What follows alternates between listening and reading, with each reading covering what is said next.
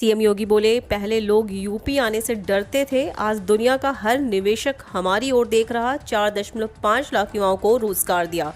मुख्यमंत्री योगी आदित्यनाथ ने 5वीं बार विधानसभा में तिरंगा फहराया। मुख्यमंत्री ने कहा कि पहले यूपी में केवल अपराध था, हर कोई यहां आने से डरता था, निवेशक यूपी के बारे में सोचते भी नहीं थे। आज दुनिया का हर निवेशक हमारी ओर देख रहा है। योगी ने रोजगार को लेकर भी अपनी बात रखी। बोले, पहले सरकारी नौकरी में जातिवाद, क्षेत्रवाद देखा जाता था, खूब भ्रष्टाचार होता था, बिना घूस दिए किसी को नौकरी नहीं मिलती थी। आज पारदर्शी तरीके से किसी को नौकरी मिल रही है। पिछले 4 साल में 4.50 लाख युवाओं को रोजगार मिला, 40 लाख लोगों को रहने के लिए घर मिला है। आजादी के 75वीं वर्षगांठ पर मायावती का तंज। बोली, समतामूलक समाज का सपना अधूरा, अभी तक नहीं आए आम जनता के अच्छे दिन। बीएसपी सुप्रीमो मायावती ने देश को स्वतंत्रता दिवस की बधाई देते हुए समतामूलक समाज के अधूरे सपने का जिक्र दिया है। मायावती ने सोशल मीडिया पर लिखा कि देश की आज़ादी और उसके बाद मानवतावादी संविधान बनाकर जो यहाँ समतामूलक समाज बनाने व सभी की तरक्की आदि का अद्भुत सपना देखा गया था, वह अभी भी अधूरा है, जिस पर सही सोच व समर्पण की जरूरत है।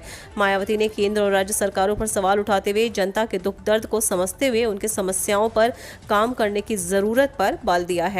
मायावती ने कहा कि देश के लोगों के जीवन में सुख, शांति, शिक्षा, समृद्धि, रोजगार व न्याय युक्त जीवन आदि संविधान के मूल हैं, जिसके प्रति केंद्र व राज्य सरकारों को भी जनता के दुख दर्द को समझकर उन्हें दूर करने हेतु इधर उधर की बातें न करके उन पर पूरी ईमानदारी व निष्ठा से काम करना जरूरी है। आज देश 75 साल का हो गया है, लेकिन देश की जनता को जो अच्छे दिन का सपना दिखाया गया था, वो अभी तक पूरा नहीं हुआ है। स्वतंत्रता दिवस पर अखिलेश बोले, गंगा जमुनी तहजीब को बिगाड़ने की हो रही कोशिश। सपा के पूर्व प्रमुख मुलायम सिंह यादव ने ध्वजारोहण कर जनता को बधाई दी। वहीं सपा मुखिया अखिलेश यादव ने कहा कि भारत की पहचान को खत्म करने की कोशिश हो रही है। कुछ लोग पुरानी बातों में उलझना चाहते हैं। लोगों को कोरोना काल में बेहाल छोड़ दिया गया। यह लोग 7 साल से उलझा रहे हैं। ये लोग सीमाओं पर मजबूती नहीं दिखा पा रहे हैं। जनता से जुड़ा हुआ कोई वायदा पूरा नहीं किया। हम जातीय जनगणना चाहते हैं, आबादी के हिसाब से हिस्सेदारी मिले।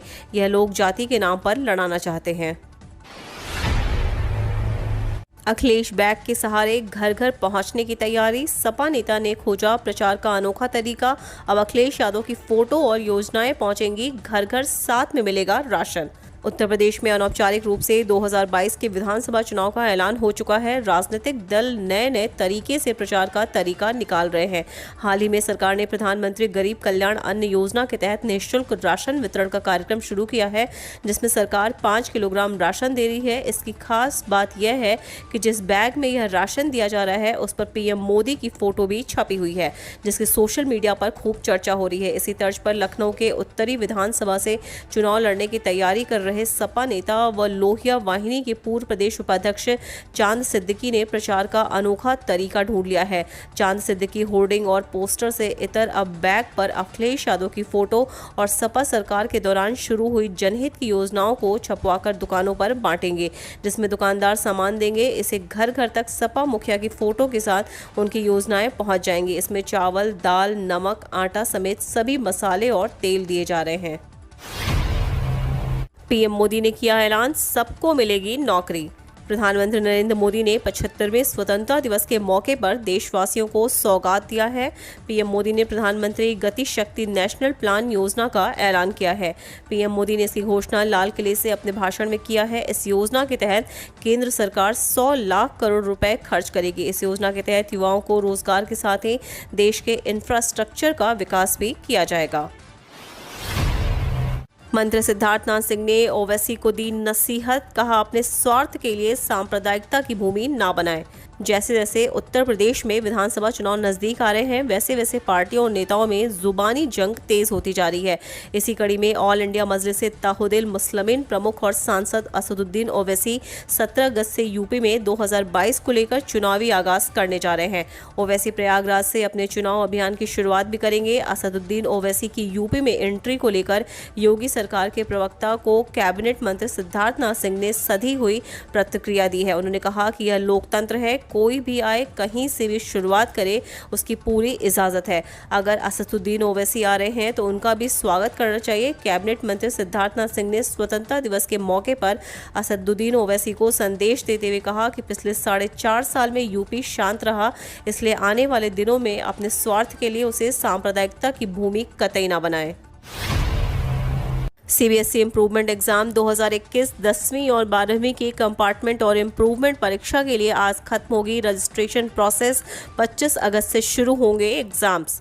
Central board of secondary education के ऑप्शनल एग्जाम के लिए ऑनलाइन रजिस्ट्रेशन आज यानी 15 अगस्त को खत्म हो जाएगी। ऐसे में 10वीं और 12वीं के जिन स्टूडेंट्स ने अभी तक परीक्षा के लिए आवेदन नहीं किया है, वे आवेदन प्रक्रिया पूरी होने से पहले ऑफिशियल वेबसाइट cbsc.gov.in के जरिए अप्लाई कर सकते हैं। बोर्ड की 10वीं 12वीं की ऑफलाइन परीक्षाएं 25 अगस्त से शुरू होंगी। मानसून पर लगा ब्रेक। वाराणसी में तापमान में 6 डिग्री सेल्सियस तक उछाल। उमस भरी गर्मी से काशी बेहाल, बारिश की संभावना हुई कम।